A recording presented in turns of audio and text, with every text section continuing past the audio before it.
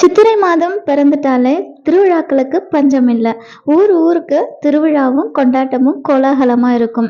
சித்திரை முதல் நாள் அந்த வருட பிறப்பே ரொம்ப கோலாகலமா ஆரம்பிக்கும்.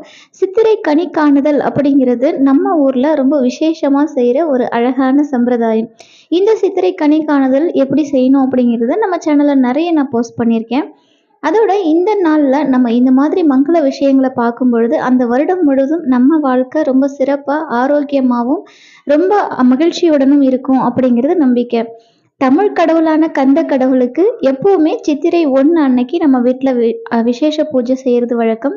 இந்த தடவையும் அபிஷேகம் பண்ணி அவருக்கு வெற்றிலை தீபம் போட்டு வழிபாடு செஞ்சிருக்கேன். டீட்டெயில் வீடியோ நம்ம யூடியூப் சேனல்ல கொடுக்குறேன். ஸோ மறக்காம செக்அவுட் பண்ணி பாருங்க.